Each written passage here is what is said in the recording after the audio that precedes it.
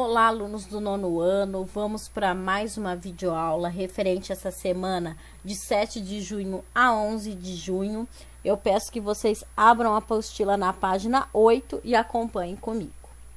Exercício 13B. E aqui o exercício vai trazer outra figura de linguagem, a metáfora. A metáfora, ela faz uma comparação, uma aproximação entre coisas, tá? Mas ela tem um detalhe, ela não usa a palavra como, uma coisa como a outra, por exemplo, tá? Então, vamos conhecer aqui, ó. Metáfora é a figura de linguagem em que se modifica o sentido de uma palavra pela aproximação ou equivalência com um objeto ou uma qualidade alheia. Então, a perguntinha é, por que o eu lírico emprega essas metáforas? Então, por que ele faz essas aproximações, essas equivalências, tá? Pensem aí um pouquinho. Exercício 14. Na primeira estrofe, o eu lírico afirma: todos os meus conhecidos têm sido campeões em tudo. Ao longo do poema, essa declaração ganha um sentido diverso daquele que aparenta ter. Essa declaração é, de fato, um elogio aos conhecidos do eu lírico? Explique sua resposta. Vocês acham que é um elogio ele falar que todos os conhecidos dele têm sido campeões? O que vocês acham? B.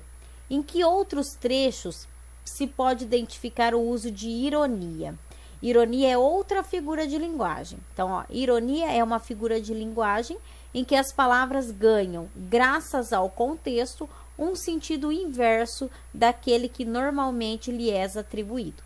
Trata-se geralmente de uma crítica velada, notada pela tonalidade expressiva. Então, quando a gente é irônico, né, a gente quer ser, a gente é engraçado fazendo uma crítica, né? Então, aonde pode identificar ironia, em quais outros trechos? Aí vocês dão uma procurada lá no poema. Exercício 15. Explique por que o texto foi intitulado Poema em Linha Reta. Por que vocês acham que recebeu esse nome, esse título? 16. No exercício 16, vocês irão trabalhar outra figura de linguagem, a elipse. Então, elipse é a figura de linguagem em que se omitem termos ou expressões que podem ser subentendidos pelo contexto. Então, vamos aqui, ó. 16. Em cada um dos versos a seguir, uma palavra foi suprimida, pois já havia sido citada. Essa supressão, sem prejuízo de sentido, é denominada elipse. Identifique os termos obtidos e complete as lacunas. Então, vocês vão identificar e colocar qual palavrinha deveria estar aí, tá? Que confessasse não um pecado, mas uma infâmia. Que contasse não uma violência, mas uma cobardia, tá? Que palavrinha aí que foi omitida? Exercício 17. Em algumas elipses, o termo omitido, apesar de não ter sido anteriormente citado, também pode ser deduzido pelo contexto. Preencha as lacunas inserindo as expressões suprimidas. Eu tantas vezes irrespondivelmente parasita, indesculpavelmente sujo. Então, vocês vão reescrever aqui, né? Colocando quais termos foram omitidos, foram ocultados aí, tá bom? Exercício 18. Observe a estrutura do verso a seguir. Poderão as mulheres não os terem amado? Aqui na página 9. Esse verso é formado por sujeito mais verbo ou verbo mais sujeito. A figura de linguagem presente nesse verso é a inversão, que consiste na alteração da ordem direta dos termos de uma oração. O termo deslocado em geral recebe maior ênfase na leitura. Então, quando a gente estudou lá termos essenciais da oração, o sujeito e o predicado, a gente viu que quando a gente inverte, né, sujeito, a gente tem na ordem direta, sujeito, verbo, complemento. Na ordem indireta, complemento, verbo, sujeito, verbo, complemento, sujeito. Então, quando a gente inverte, a gente quer dar ênfase a alguma coisa, né? Se a gente coloca o verbo primeiro, a gente quer dar ênfase ao verbo. Se a gente coloca o complemento primeiro, a gente quer dar ênfase ao complemento, tá? Então, vocês vão observar aqui, né, essa frase e vão ver aqui em que ordem tá, sujeito mais verbo ou verbo mais sujeito. B, reescreva-o empregando a ordem direta, tá? Então, aí vocês vão colocar na ordem direta. Já dei muita dica sobre esse exercício. Exercício 19. Após a leitura de um dos mais famosos poemas de Fernando Pessoa, assinado por seu heterônimo Álvaro de Campos, debata com professores e colegas a temática do texto. Depois responda às questões.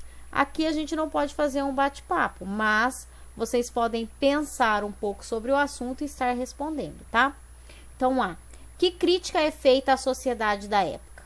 B. Essa crítica é válida para a sociedade atual? Por quê? Então, aqui vocês vão refletir, tá? E colocar o que vocês acham, ok? Leia agora um poema de Gonçalves Dias. Então, vocês têm aqui um poema, eu vou fazer a leitura. Eu peço que vocês olhem, né, o glossário, aquelas palavrinhas que o autor julga que vocês não conheçam, para encaixar seus significados aqui, caso não entendam. Então, acompanhem comigo a leitura. Canção do Exílio. Minha terra tem palmeiras, onde canta o sabiá. As aves que aqui gorjeiam, não gorjeiam como lá. Nosso céu tem mais estrelas, nossas várzeas têm mais flores. Nossos bosques têm mais vida, nossa vida mais amores. Em cismar sozinho à noite, mais prazer eu encontro lá. Minha terra tem palmeiras, onde canto sabiá. Minha terra tem primores, que tais não encontro eu cá. Em cismar sozinho à noite, mais prazer eu encontro lá. Minha terra tem palmeiras, onde canto sabiá. Não permita Deus que eu morra sem que eu volte para lá, sem que desfrute os primores que não encontro por cá, sem que ainda aviste as palmeiras, onde canto sabiá. Aí vocês têm aqui uma obra de arte, tá? Feita por Nicolau Fastinetti. Ele retrata aqui, né, a Lagoa Rodrigo de Freitas, as palmeiras que tanto se fala aí no poema. Aqui também tem o Pão de Açúcar, né, lugares turísticos da cidade do Rio de Janeiro, que na época do poema, que na época aqui dessa pintura, né, 1884, era colônia portuguesa, tá? O Brasil ainda era colônia portuguesa. A palmeira, como símbolo da nação brasileira, é contemplada nesse detalhe da obra Lagoa Rodrigo de Freitas, 1884, de Nicolau Fastinetti.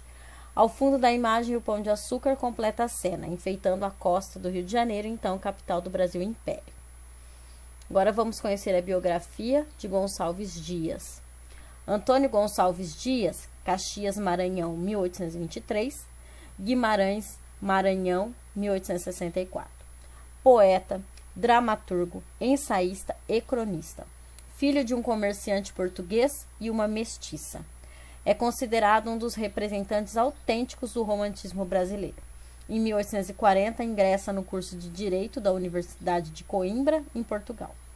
Cultiva o sentimento nacionalista, evidenciado em seu livro de estreia Primeiros Cantos, de 1846. Canção do Exílio, parte deste volume, até hoje é um dos poemas mais populares do Brasil. Gonçalves Dias ganha a simpatia do imperador Dom Pedro II, 1825-1891, e é nomeado para várias missões, tanto no país quanto na Europa. Por isso, viaja e dedica-se a estudos etnográficos e históricos.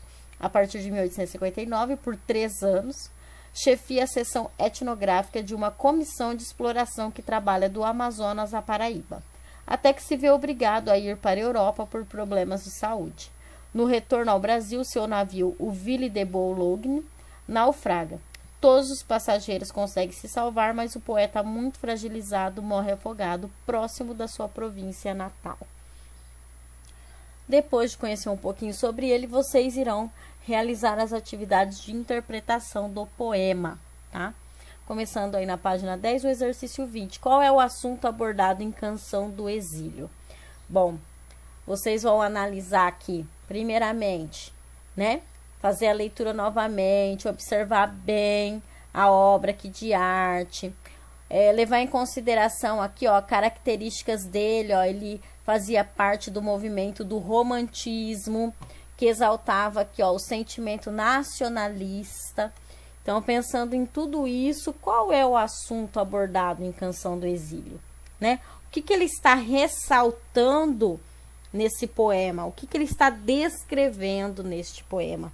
Lembrando vocês que lá no comecinho do capítulo, quando eu expliquei, né, que a gente ia falar sobre poesias, que a poesia, ela é escrita mais sentimentalmente do que racional, né? É mais sentimento do que parte racional. Então, levem isso também em consideração, tá? Página 11, exercício 21. O poema Canção do Exílio foi escrito em 1843, durante a estada de Gonçalves Dias em Coimbra. Esse fato repercute na obra, já que o eu lírico, aí vocês vão assinalar aí uma alternativa correta. O que faz esse eu lírico? Ele explica, ele descreve, ele relata, ele expressa, o que ele faz, tá? Analise cada item e assinale correto. Exercício 22. Qual é a relação entre o título e o tema do poema? Explique sua resposta. Então, lá no exercício 20, vocês falaram qual é o assunto abordado. O título tem relação com isso? Qual é a relação? Ok? Exercício 23. De que modo o eu lírico compara sua terra natal com o lugar onde está exilado? Cite versos que justifiquem sua resposta. Então, vocês vão ver versos que ele está fazendo uma comparação entre os dois lugares, tá? Vocês vão aqui escrever esses versos. Lembrando vocês que, ao escrever, vocês tragam eles entre aspas, tá bom? Depois, exercício 24. Quando se refere à sua terra natal, que imagem o eu lírico transmite do Brasil? Que imagem que a gente consegue visualizar quando ele está lá falando sobre o Brasil? Exercício 25. Em um poema, cada linha corresponde a um verso. Os versos são agrupados em estrofes, separadas uma das outras por um espaço em branco. Nesse sentido, como está estruturado o poema Canção do Exílio? Então, vocês vão lá contar quantas estrofes e quantos versos, tá bom? Aqui eu tenho para vocês o nome, né, dos versos quando a gente usa uma determinada quantia. Então, vamos conhecer. Em geral, os poemas são estruturados em versos e estrofes. Essa organização, além de dar sonoridade ao poema, faz com que a leitura flua. As estrofes são classificadas de acordo com o número de versos. Então, nós temos aí um monóstico, quando há apenas um verso. Dístico, 2 versos. Terceto, 3 versos. Quadra ou quarteto, 4 versos. Quintilha, 5 versos. Sexteto ou sextilha, 6 versos. Sétima ou septilha, 7 versos. Oitava, 8 versos. Nona, 9 versos. E décima, 10 versos. Aí vocês têm o exercício 26. Conforme a classificação dos tipos de estrofe, como o referido poema é composto, tá? Então, vocês vão voltar lá no poema e vocês vão contar os versos. Nem sempre é a mesma quantia. Então, vocês vão contar aqui quantos versos tem, coloque o nomezinho, de acordo com esse quadro aqui, tá? Aí, vocês contam depois a segunda estrofe aqui e vejam quantos versos. Depois essa. E aí, vocês vão conseguir classificar, tá? Esse poema. Ele é composto de estrofes com não sei quantos versos, com estrofes com não sei quantos versos, mas usem os nomes, tá bom? Depois na página 12. 27. A semelhança entre os sons no final de alguns versos é chamado de rima.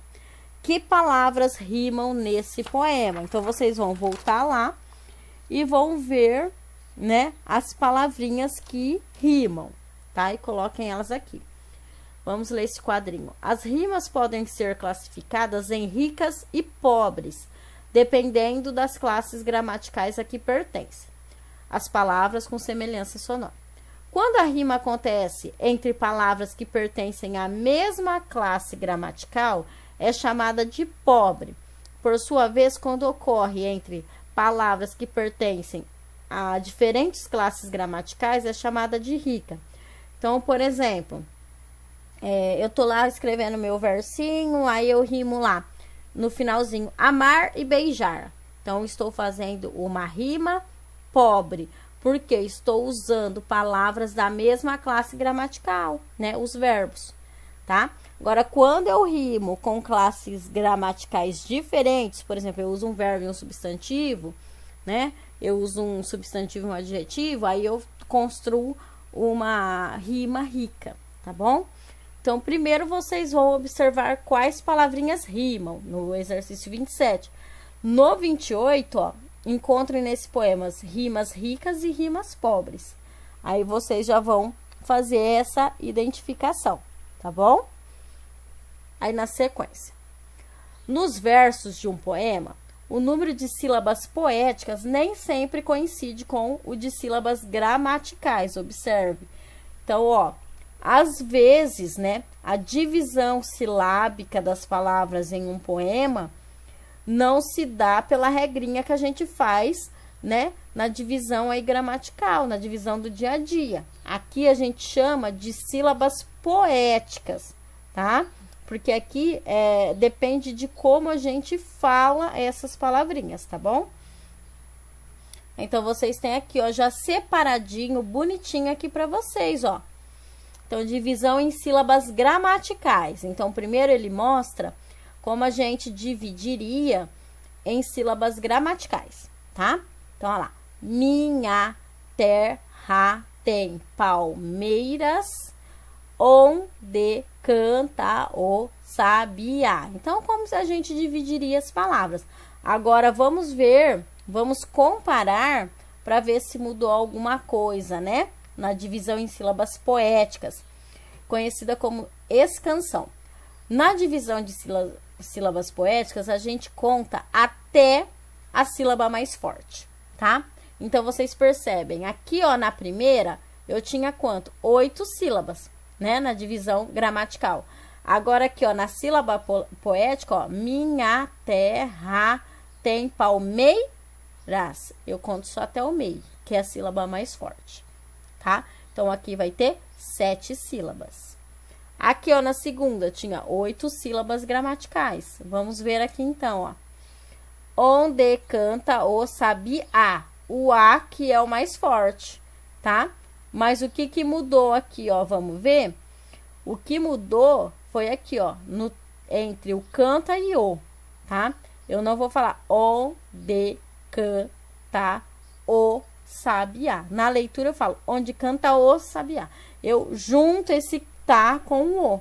Ali eu conto uma sílaba só, para vocês perceberem que é o modo como eu leio o poema, tá? Então, por isso aqui, 7 sílabas. Agora, vamos ver. Aqui, ó, na separação gramatical, 9 sílabas. Vamos ver aqui, ó. Não permita Deus que eu, né? Quando eu faço a gramatical, eu separo que eu. Quando eu leio, né? Parece que eu faço uma palavrinha só. Não permita Deus que eu morra, né? Então, contando aqui, eu tenho 7 sílabas, tá? Então, observe a junção do que ao eu, tá? Aí, vocês vão para o exercício 29. De acordo com os critérios gramatical e poético, qual é a diferença entre a quantidade de sílabas dos versos apresentados? Então, vocês vão estar falando aí, quantos tinham aqui, né? 8 e 9 sílabas. E o que teve aqui, ó, na poética? 7 sílabas em todas. Então, a diferença está aqui, tá? É só vocês escreverem aí. Depois, na página 13, o exercício 30. Por que a quantidade de sílabas poéticas é menor? Aqui diz para trocar ideias com os colegas, mas nós não estamos em sala de aula, então você só vai colocar mesmo como que você chegou nessa conclusão, né? Pela explicação que eu dei, ok? Aí nós temos um quadro aqui, ó. Assim como ocorre com as estrofes, há uma classificação para os versos. Essa tipologia considera o número de sílabas em um verso, isto é, sua métrica. Alguns tipos de versos recebem nomes especiais, por serem mais populares ou prestigiosos. Confira a lista. Então, nós temos o monossilábico, uma sílaba poética, o dissílabo, 2 sílabas poéticas, trissílabo, 3 sílabas poéticas, tetrassílabo, 4 sílabas poéticas, pentassílabo ou redondilha menor, 5 sílabas poéticas, hexassílabo, 6 sílabas poéticas, heptassílabo ou redondilha maior, 7 sílabas poéticas, octossílabo, 8 sílabas poéticas, eneassílabo, 9 sílabas poéticas, decassílabo, 10 sílabas poéticas, endecassílabo, 11 sílabas poéticas, dodecassílabo ou alexandrino, 12 sílabas poéticas, e verso bárbaro, versos com mais de 12 sílabas poéticas. Lembre-se de que nem todos os poemas apresentam uma métrica regular ao longo do texto, como Canção do Exílio. Muitas obras modernas e contemporâneas não utilizam um metro fixo em seus versos, fazendo uso, portanto, do verso livre, tá? Então, vamos lá.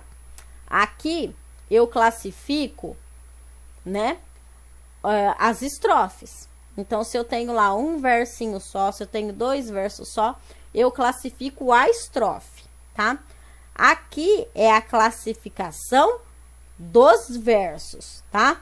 Dependendo de quantas sílabas poéticas tem. Então, por exemplo, quando fizemos aqui a divisão, ó, então, esses versos aqui todos tinham 7 sílabas poéticas, né? Se isso daqui, né, for uma estrofe, e aqui eu tenho 7, aqui eu tenho 7, aqui tenho 7, eu vou lá e vou classificá-lo como heptassílabo ou redondilha maior, tá?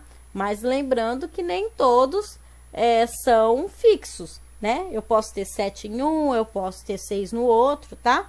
Por isso que tem que fazer a separação do poema todo.